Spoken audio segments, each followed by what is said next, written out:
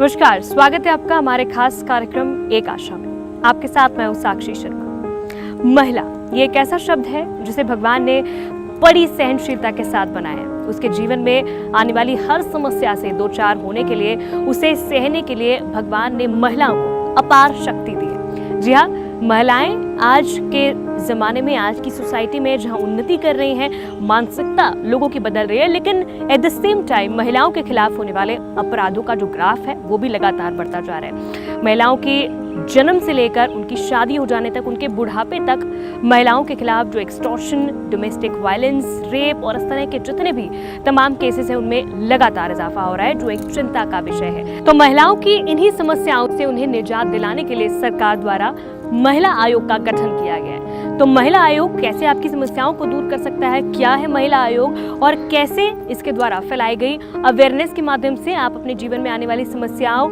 से निजात पा सकते हैं, इस खास कार्यक्रम में आपकी मुलाकात करवाते हैं पंजाब महिला आयोग की चेयरपर्सन मनीषा गुलाटी से।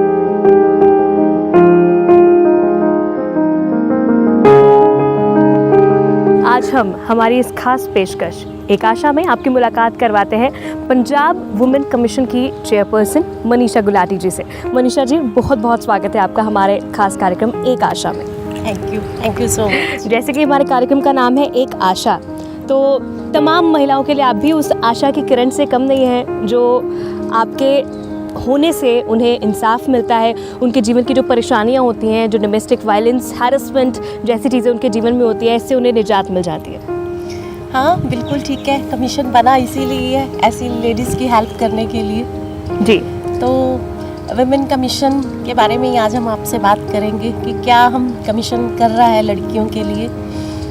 जी बिल्कुल, तो वुमेन कमीशन के बारे में ज़रूर बात करेंगे, लेकिन उससे पहले मैं आपका एक नज़रिया जानना चाहती हूँ आज की महिला को लेके। आज की जो नारी, कहते हैं सब पे भारी है, अबला नारी है, आप किस तरह मानती हैं कि जो एक महिला है, कितने ट्रांसफॉर्मेशंस आए हैं उसकी ज़िंदगी में? अगर सोसाइटी में आज हम देखें तो महिलाएं कहाँ से कहाँ पहुँची है आपके मुताबिक, क्योंकि डे टू डे आप हर तरह की महिलाओं से मिलती हैं, आपके पास बहुत सारे केसेस आते हैं, तो आपसे बेहतर कोई नहीं बता सकता कि महिला कहाँ पहुँची है, कितने बदलाव उसकी ज़िंदगी में आए। बात आपका बहुत ही लाजवाब प्रश्न है, बहुत ही अच्छा आपने प्रश्न किया है। पर चेंजेस बहुत आ गई हैं, बहुत बदल गई है लड़कियों की लाइफ, लेडीज़ की लाइफ बहुत बदल गई है। पर कहीं ना कहीं आज भी जो लक्ष्मण रेखाएं हैं वो है। अभी कमीशन की ज्वाइनिंग के बाद, जब से मैं चेयरपर्सन बनी हूँ कमीशन की, मेरे पास हर तरह के केसेस आते हैं। डॉक्टर्स भी आ रही हैं, इंजीनियर्स भी आ रही हैं, ऑफिस में काम करने भी आ रही हैं, लेक्चरार्स भी आ रही हैं, सब तरह की लेडीज़ विलेजेस से भी आ रही हैं। जो हाउस वाइफ्स हैं उनकी भी प्रॉब्लम्स आ रही हैं। सबकी प्रॉब्लम्स देख के यही रियलाइज़ हुआ है कहीं ना कहीं मैन डोमिनेट वाला अभी भी कल्चर ख़त्म नहीं है हमारे समाज में। टॉर्चर हो रही है। जितना मर्जी हम कह दें कि आज की वुमेन बहुत एडवांस हो गई है, बहुत आगे निकल गई है, ठीक है निकल गई है, पर कहीं ना कहीं जो हैरासमेंट है उसका लेवल बढ़ रहा है, कम नहीं। तो मनीषा जी भी यही मानते हैं कि एक मेल डोमिनेंट सोसाइटी का जो एक पेरिफेरी है उसमें आज भी महिलाएं बनी हुई, चाहे कितनी एडवांस हो जाए, एवरेस्ट पे पहुंच जाए, चांद पे पहुंच जाए, आज अपने माता पिता का दाह संस्कार तक बेटियां कर दे, लेकिन महिलाएं आज भी उस मेल डोमिनेंट सोसाइटी से घिरी हुई है। चलिए, जिस तरह आपने कहा था कि आज हम बात करें वुमेन कमीशन को लेकर, 1992 में वुमेन कमीशन बना, उसके बाद से आज तक महिलाओं को कहीं ना कहीं एक हौसला देने की वुमेन कमीशन ने पहल की है। महिलाएं कॉन्फिडेंट हुई हैं और अपनी समस्याएं, जो जिसको वो खुद ही घुटती रहती थी, किसी कहती नहीं थी, वो अब वुमेन कमीशन तक लेके आती है। कमीशन महिलाओं के लिए बनाया गया, महिला आयोग, लेकिन फिर भी जानना चाहेंगे कि क्या है, क्या बेनिफिट्स हैं इसके, महिलाएं कैसे महिला आयोग तक पहुंच सकती है। 50% भी अवेयरनेस नहीं है हमारे समाज में कि कमीशन जैसा कुछ है, कि जिसके पास सिविल कोर्ट जितनी ही पावर्स है, कि जहाँ पे एकदम से डिसीजंस लिए जाते हैं, कार्रवाई की जाती है, पर बेनिफिट्स इसलिए लोगों को नहीं है, अवेयरनेस कम है। सरकार ने भी कहीं ना कहीं इसके इम्प्लीमेंट में कहीं ना कहीं कुछ ना कुछ, जो भी आज तक मेरे से पहले चेयरपर्सन रही हैं, तो कहीं ना कहीं इसका प्रभाव लोगों में, अभी लोगों को कम पता है इसके बारे में। अब हमारा मोटिव यही है कि लोगों को इसके बारे में हम अवेयरनेस कैंप करते रहते हैं, जाती रहती हूँ, जेल विजिट्स पे जाती रहती हूँ, इनमेट से मिलती रहती हूँ, उनकी प्रॉब्लम का सॉर्ट आउट करती रहती हूँ, रूरल एरियाज़ में जाती रहती हूँ, NRI लड़कियों से के साथ जो इश्यूज चल रहे हैं उनसे मिलती रहती हूँ। पर अभी भी कहीं ना कहीं मुझे लगता है कि हमारी पकड़ कम है लड़कियों तक, या समाज में इसका प्रभाव कम है। लोगों को कम पता है कि वुमेन कमीशन जैसा कुछ है जो हमारी मदद कर सकता है। जो लोगों को यही है कि जैसे कोई वुमेन सेल है, जो पुलिस स्टेशन के वुमेन सेल है, कि ये वुमेन सेल में जाना है, वुमेन थाने में जाना है, इतना ही पता है जब मैं लोगों से बात करती हूँ। 50% भी लोग हमारे तक पहुँच नहीं पाते, फिर भी 100 से अबव कंप्लेंट्स हमारे पास रोज़ आती हैं। जितनी भी कंप्लेंट्स आ रही हैं मिक्स होती हैं, पढ़ी लिखी लड़कियों की, डॉक्टर्स की, अनमैरिड गर्ल्स की जो एंगेजमेंट के बाद अपने फियांसे से मिलना शुरू कर देती हैं, रिलेशन बन जाते हैं, वो शादी से भाग जाते हैं। तो सो मैनी प्रॉब्लम्स, पर कहीं ना कहीं अभी पकड़ कम है। जिस तरह से अगर एक कंपैरिजन के तौर पे बात करें, रूरल और अर्बन एरियाज़ की बात करें, तो अर्बन एरिया में फिर भी कंपैरेटिवली जो अवेयरनेस है वो ज़्यादा है, लेकिन रूरल एरियाज़ में आज भी आप ही से जानना चाहूँगी कितने % अवेयरनेस है आपके पास? जैसे आपने कहा डेली बेसिस पे 100 केस आते हैं, कितने अर्बन सेक्टर से होते हैं, कितने रूरल सेक्टर से होते हैं? रूरल से हमारे पास आप लगा लो 15 से 20% केसेस आते होंगे, डिफरेंट। लुधियाना से बहुत सारी प्रॉब्लम्स है, फिरोजपुर, मोगा, फगवाड़ा, बहुत सारे इश्यूज यहाँ से निकल के आते हैं। वो भी जब वुमेन सेल में उनके केस जाते हैं, वहाँ से सॉर्ट आउट नहीं होते, किसी ने बता दिया या किसी के पास बैठे कोई किसी के घर गया, बता दिया कि आप कमीशन को अप्रोच करो, तो है। पर अर्बन एरिया से तो so many complaints urban areas से आती हैं हमको डेली। तो वुमेन रूरल एरिया में कहीं ना कहीं अवेयरनेस की ज़रूरत है, उनको बताने की ज़रूरत है। तो बहुत ये एक बड़ा इशू है, हमारे लिए भी बहुत बड़ा चैलेंज है कि रूरल एरिया में हम अपने अवेयरनेस लोगों को लेके जाएं, कमीशन को वहाँ तक बताएं उनको कि कमीशन आप लोगों के लिए बना है, पर कहीं ना कहीं ये बहुत बड़ा एक है। बिल्कुल मैम, कमीशन को आप जैसी स्ट्रॉन्ग कॉन्फिडेंट लेडीज़ की ज़रूरत है कि जो इस तरह से इसे एक चैलेंज की तरह एक्सेप्ट करें और एज ए चैलेंज लेंगे, तभी आप इसे कॉन्कर कर पाएंगे।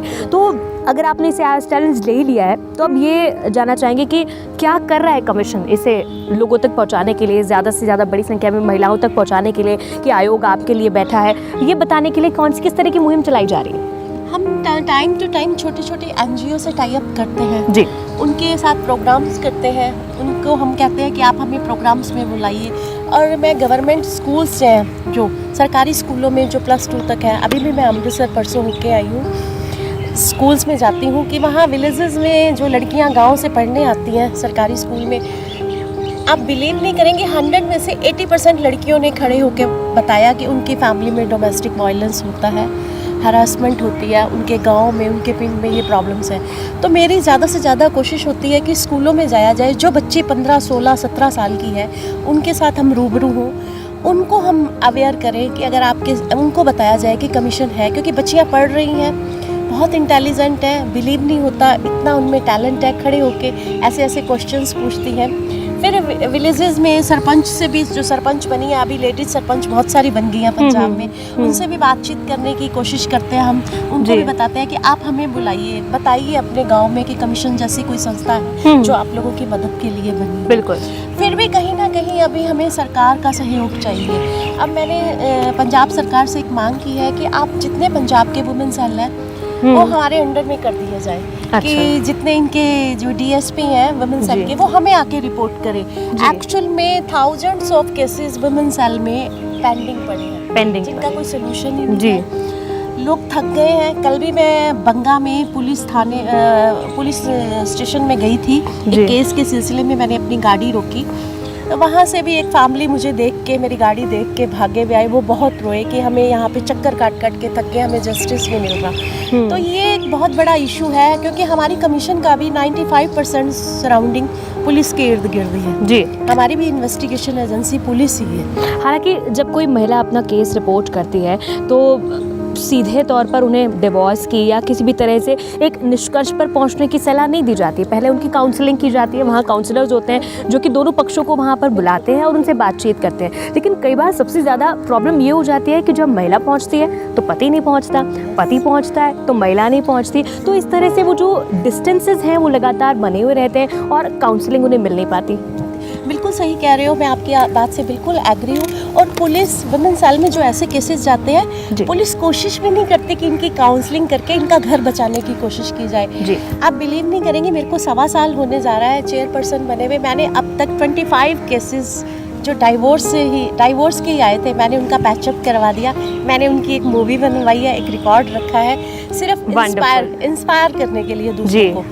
वो हमने कैसे किया कि जो लड़कियां कंप्लेंट लेके आती हैं, जाती हैं पटवारी के पास, छपा छपाया वो लेके आ जाती है, मेरी ननद ने मारा, मेरे ससुर ने मारा, इन्होंने मुझे डॉरी मांगी।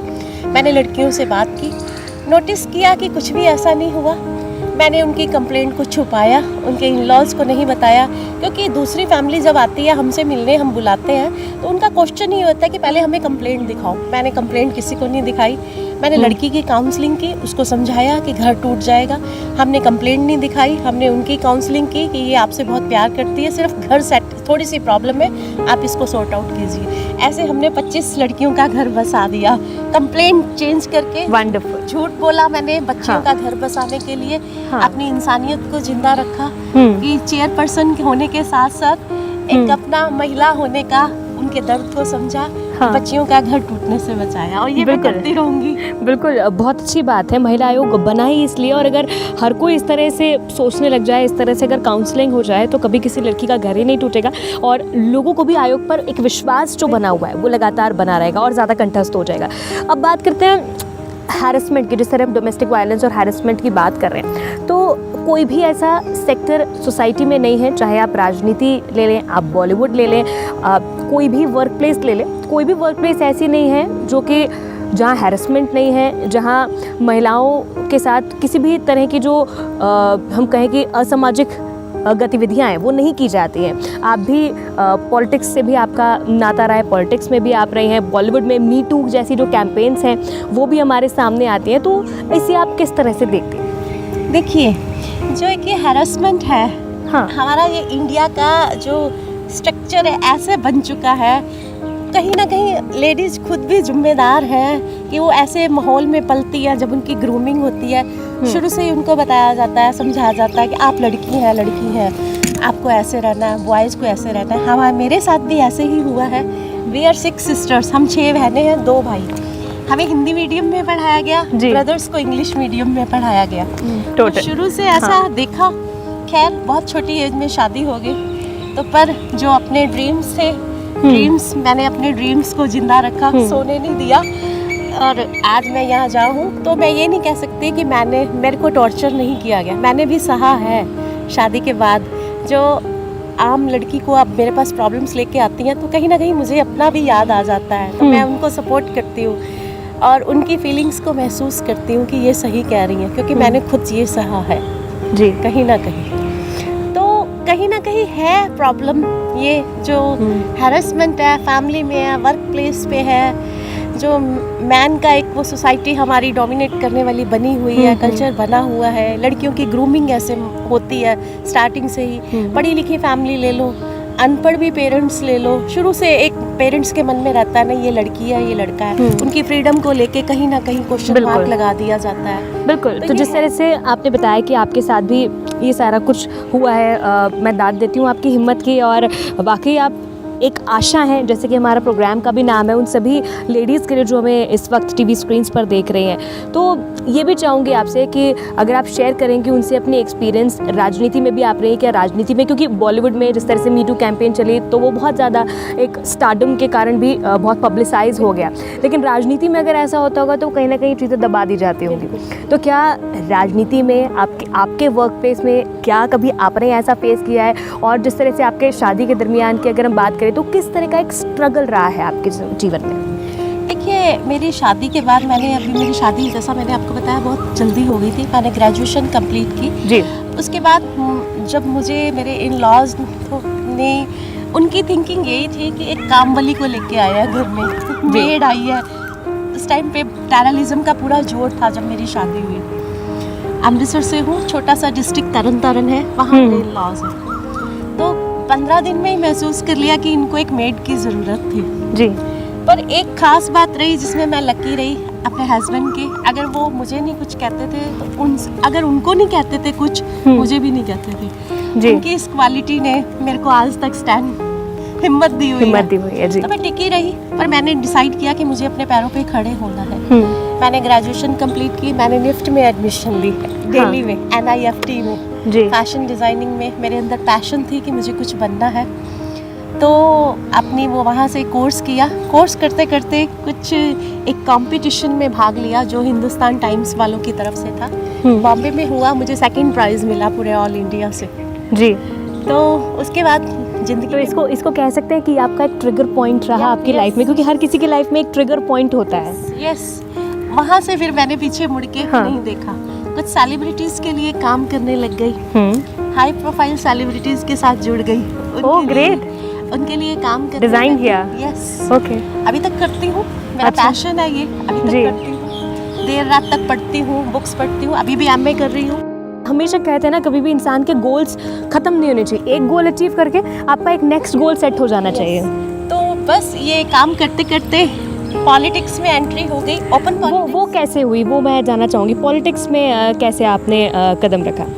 कुछ सेलिब्रिटीज़ के साथ काम करते करते ही मैंने अपनी एक NGO बनाई जो गरीब लड़कियों के लिए, स्ट्रीट डॉग के लिए भी काम करती हूँ मैं। तो NGO के थ्रू ही लोगों से जब मिलना जुलना शुरू किया तो कुछ ऑफर्स आई पॉलिटिक्स के लिए। तो मेरे को लगा कि ये भी एक चैलेंज है, इसे एक्सेप्ट करना चाहिए। मैंने एक्सेप्ट किया। तो महाराजा कैप्टन अमरिंदर सिंह की फैमिली के साथ मेरे बड़े अच्छे संबंध हैं। उनकी वाइफ मेरी बहुत अच्छी दोस्त है। उनके थ्रू थोड़ा थोड़ा पॉलिटिक्स में आ गई। पर राजनीति में भी आके आप ये नहीं कह सकते कि सफ़र आसान रहा।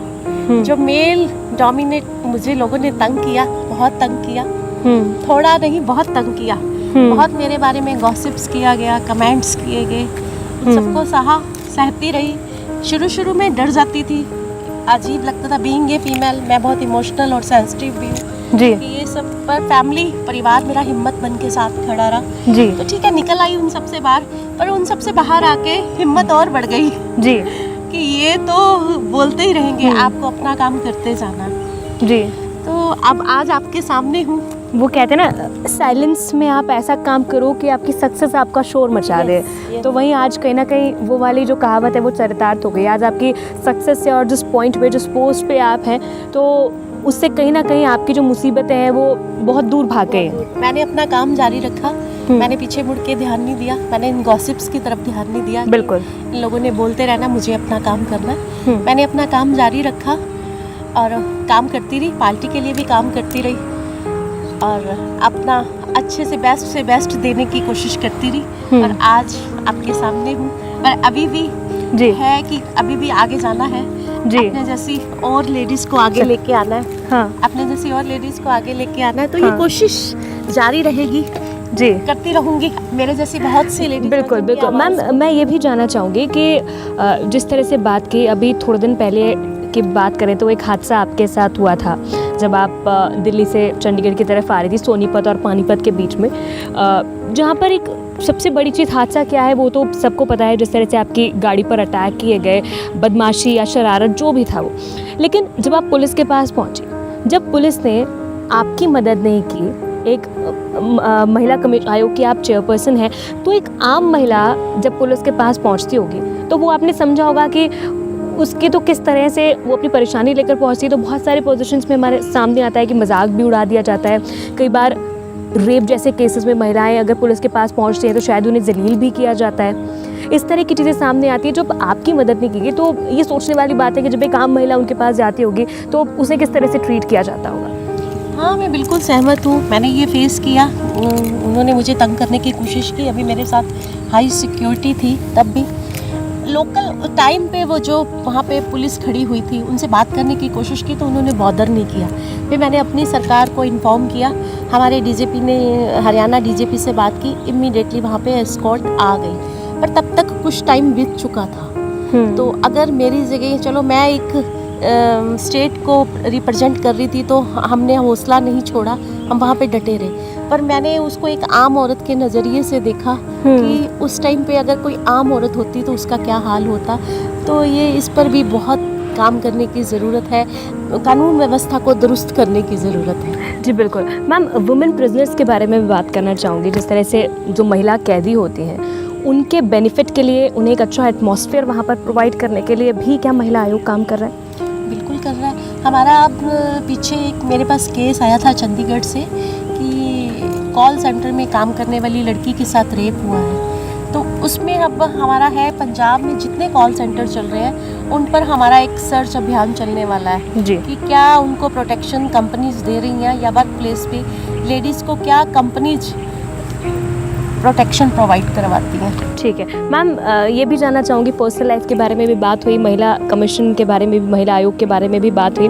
अब मैं जानना चाहूँगी मनीषा गुलाटी जी, फैशन डिज़ाइनिंग से भी हटके जो आपका पैशन है, राजनीति से हटके, महिला आयोग से हटके और क्या ऐसी चीज़ें हैं जो करना पसंद करती हैं? अभी मैं एक बुक लिख रही हूँ वुमेन एंड पॉलिटिक्स पे। जी, वाओ दैट्स ग्रेट। तो वो बस उसकी समाप्ति होने वाली है, अब एडिटिंग के लिए जाएगी। आप जल्दी तो मार्केट क्या में आ जाइए। उसमें आपने अपने पर्सनल एक्सपीरियंसेस भी शेयर किए? हाँ बिल्कुल लिखे हैं, पर्सनल जी। एक्सपीरियंस भी लिखे हैं। वर्ल्ड वाइड पॉलिटिक्स का भी थोड़ा सा उसमें जिक्र है कि हमारे इंडिया में जैसी पॉलिटिक्स है क्या बाहर फॉरेन कंट्रीज़ में भी वैसा ही है। और आपको बताऊंगी आप हैरान हो जाओगे, सेम ऐसा ही है। हाँ, वहाँ भी लेडीज़ के साथ ऐसा ही होता है जैसा इंडिया में होता है। जो होगा। पॉलिटिक्स का स्ट्रक्चर है वो ऑलमोस्ट एक जैसा ही है। सेम है। टॉर्चर करने की कोशिश, उनको दबाने की कोशिश, हरासमेंट की कोशिश, ठीक है। सेक्सुअल हरासमेंट की कोशिश, कहीं उनका यूज़ करना और कहीं कुछ ना कुछ कहीं ना कहीं कुछ, मैं ये भी कहूँगी कुछ ना कुछ लेडीज़ भी चाहती हैं कि हम अपना शॉर्टकट लेने की कोशिश करें। शॉर्टकट लेने हाँ। की, राइट। तो कहीं ना कहीं कुछ सक्सेस के लिए शॉर्टकट लेने की। तो ठीक है मैम, ज़रूर आपकी जो किताब आ रही है हम उसे पढ़ना चाहेंगे। मुझे लगता है बहुत सारे लोग आपसे जो इंस्पायर्ड हैं वो ज़रूर आपकी जो कहानी है उस किताब के ज़रिए पढ़ना चाहेंगे। बातें करने के लिए आपके साथ बहुत सारी हैं, लेकिन जाते जाते एक छोटा सा आपके साथ एक रैपिड फायर राउंड खेलना चाहूँगी। 5 सवाल आपसे पूछना चाहूँगी और जितनी जल्दी आप उनके जवाब दे सकते हैं आप मुझे दीजिएगा। सबसे पहले आपकी लाइफ का सबसे अच्छा मोमेंट क्या है? मुझे जो अवार्ड मिला जी, कौन सा? फैशन डिज़ाइनिंग में, अच्छा। बॉम्बे में। और लाइफ का सबसे बुरा मोमेंट? जब मेरे इन लॉज ने मुझे टॉर्चर करना शुरू किया, बुरा मोमेंट कि कहाँ सबसे फंस गई। चलिए ठीक है, इसी के साथ मैं जानना चाहूँगी आपके लिए आपकी स्ट्रेंथ क्या है? मेरी फैमिली, मेरे बच्चे और मेरे दोस्त। आपकी वीकनेस क्या है? मेरी वीकनेस है मैं बहुत इमोशनल हूँ। जो कुछ एक बारी में हर्ट कर जाता है तो जी। फिर मैं बहुत अपसेट हो जाती है। इमोशंस आपकी वीकनेस। एक आखिरी सवाल जाते जाते कि लाइफ के लिए आपकी फिलॉसफी क्या है? खुश रहो परवाह मत करो। लोगों का काम है बोलना, कुछ तो लोग कहेंगे, तो केयर मत करो अपनी लाइफ बहुत छोटी है, इसको जियो। You are not answerable to anyone, it's your life, आपको अपने रूल्स से जियो। Thank you so much for talking with us Manisha ji, thank you so much. बहुत अच्छा लगा आपसे बातचीत करके और हमें आशा है कि आप महिलाओं के लिए ऐसे ही काम करती रहेंगी और परिवार जो है वो बिखरने से बचाती रहेंगी और उन्हें जोड़ती रहेंगी। बहुत शुक्रिया हमसे बातचीत करने के लिए। तो फिलहाल हमारे खास कार्यक्रम एक आशा में इतना ही, लेकिन आप बने रहिए लिविंग इंडिया न्यूज़ के साथ। नमस्कार।